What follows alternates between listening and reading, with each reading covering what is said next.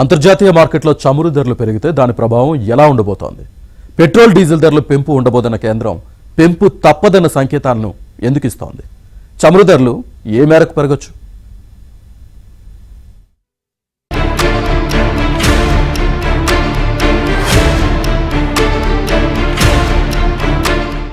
Hormuz దిగ్బంధనంతో Bharat సహా పలు దేశాలు కలవరం చెందుతున్నాయా?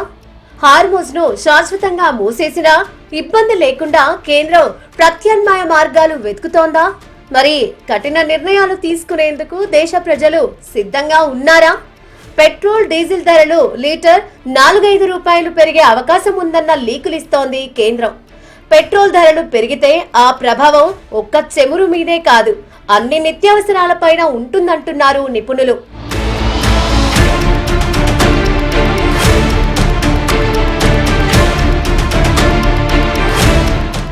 ఐదు రాష్ట్రాల ఎన్నికలకు ముందు అసలు పెట్రోల్ ధరల పెంపు ఉండబోదని కేంద్రం అప్పట్లో చెప్పింది. అంతేకాదు, సెంట్రల్ ఎక్సైజ్ ట్యాక్స్ తగ్గించి ఊరటనిచ్చింది. ఎన్నికలు పూర్తయ్యాయో లేదో మళ్లీ పెంపు తప్పదన్న లీకులిస్తోంది. పశ్చిమాసియాలో యుద్ధం పరిస్థితులు భారతీయ చమురు కంపెనీలపై ఆర్థిక భారాన్ని పెంచుతున్నాయి.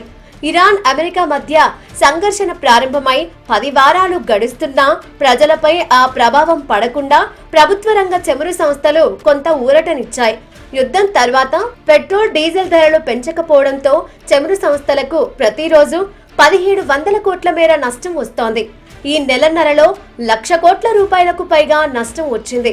అయినా సమస్య ఇప్పట్లో పరిష్కారమయ్యే అవకాశాలు కనిపించడం లేదు. అమెరికా, ఇరాన్ మధ్య పేచీ తీరకపోవడం వల్ల ముడి చమురు హార్మూజ్ దాటి వచ్చే అవకాశాలు ఇప్పట్లో లేనట్లేనని చెబుతున్నారు. దీంతో పెట్రోల్ ఉత్పత్తుల ధరలు పెంచకపోతే మొత్తానికే మునిగిపోతామంటున్నాయి చమురు కంపెనీలు. ధరల పెరుగుదల ఒకటి ప్రమాదకరమైనటువంటి అంశంగా ఉంది ఇక్కడ. ఎందుకంటే పెట్రోల్ డీజిల్ ధరలు పెరుగుతుంది ప్రభుత్వం అనే వార్తలు కూడా వస్తున్నాయి. మోడీ గారి స్టేట్మెంట్ నేపథ్యంలో వినియోగం తగ్గించండి అని ఇట్లాంటి మిగతా ఇత్యాది సలహాల నేపథ్యంలో పెట్రోల్ డీజిల్ ధరలు పెరుగుతాయి మళ్లీ దేశంలో కూడా అనేది ఒక అంచనా ఉంది. దాంతో పాటుగా ఇతరత్ర అన్ని ధరలు ఈ మధ్యకాలంలో పెరిగినాయి. వంట నూనెల ధరలు పెరిగినాయి, ఇతరత్ర చాలా ధరలు ఎల్పీజీ, ఎల్ఎన్జీ అన్ని ధరలు పెరుగుతున్నాయి. సో ధరల పెరుగుదల అనేది మళ్లీ చాలా పెద్ద ఎత్తున జీవితంలో సమస్యగా మారుతుంది జనానికి. అది ఎంతటితో ఆగదు. ఎందుకంటే రేపు పొద్దున జూన్ మాసం వస్తే ఖరీఫ్ సీజన్ మొదలవుద్ది పంటలు. కానీ ఇది ఎల్నినో సంవత్సరం, వర్షాభావం ఉంటుంది అనేది ఒక ఆందోళన ఉంటుంది. చాలా పెద్ద ఎత్తున వర్షాభావం ఉండే అవకాశం ఉంది. సీరియస్ గా ఎల్నినో ఉంటుంది. కాబట్టి ఆహార పంటల ఉత్పత్తి తగ్గితే మళ్లీ ఆహార ధరలు పెరుగుతాయి.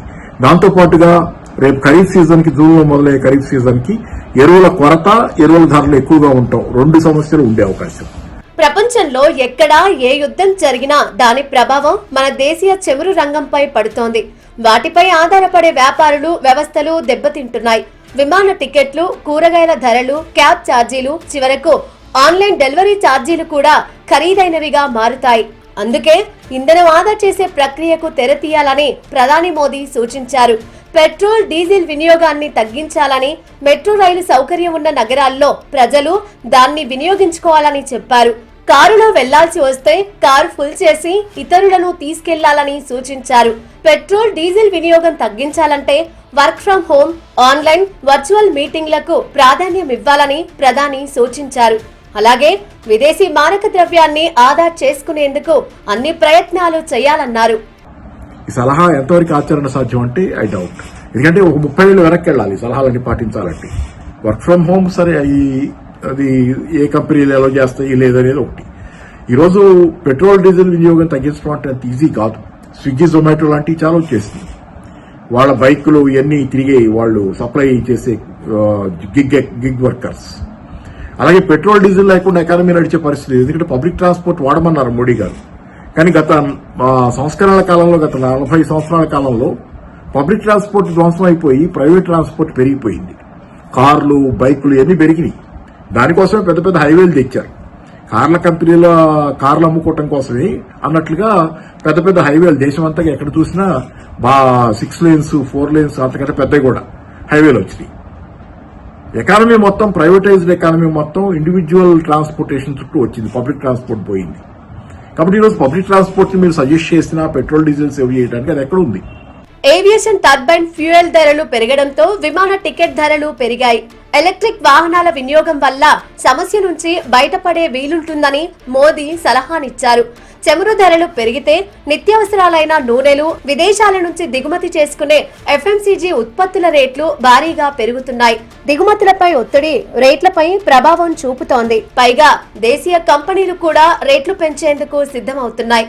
సామాన్యులు ఉపయోగించే సబ్బులు, డిటర్జెంట్లు, బిస్కెట్లు, పానీయాలు వంటి వాటి ధరలు ఆకాశాన్నంటనున్నాయి. 3 నుంచి 5% వరకు ధరలు పెంచిన FMCG కంపెనీలు తమ మార్జిన్ను కాపాడుకునేందుకు మరో విడత పెంచేందుకు ఏర్పాట్లు చేసుకుంటున్నాయి. డీజిల్ ధర పెరిగితే ట్రాన్స్పోర్ట్ ఛార్జీలు తడిసి మోపడవుతాయి. కూరగాయలు, పాలు, ఆహార పదార్థాలు, ఇతర నిత్యావసర వస్తువుల రవాణా ఖర్చు పెరగడంతో వాటి రీటైల్ ధరలు కూడా పెరుగుతాయి.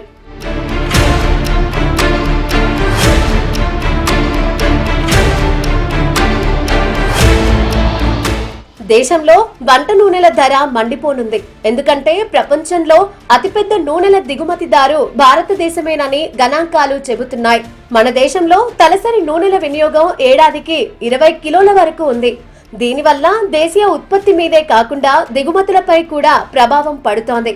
దేశీయంగా ఉత్పత్తి అయ్యే వంట నూనెలు మన అవసరాల్లో 44% మాత్రమే సరిపోతున్నాయి. మిగతాది దిగుమతి చేసుకోవాల్సిందే. ఇకపై ఇది మరింత భారం కానుంది.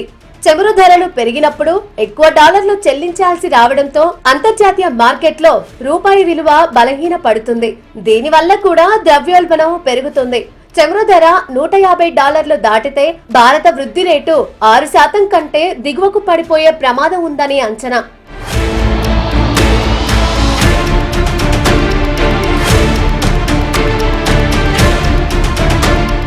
చమురు ధరల పెంపు కారణంగా తయారీ, రవాణా రంగాల లాభాలు తగ్గి స్టాక్ మార్కెట్లలో పెట్టుబడిదారుల విశ్వాసం తగ్గి షేర్ల విలువ తగ్గే అవకాశం లేకపోలేదు. ఎరువుల ధరలు, ప్లాస్టిక్, రవాణా రంగాలు నేరుగా ప్రభావితమవుతాయి.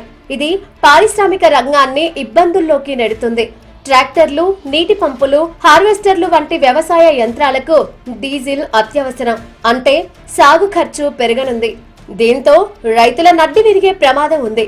పెట్రోల్, డీజిలే కాదు, గ్యాస్ ధరలు సైతం మరోసారి బగ్గుమనే ఛాన్స్ ఉంది.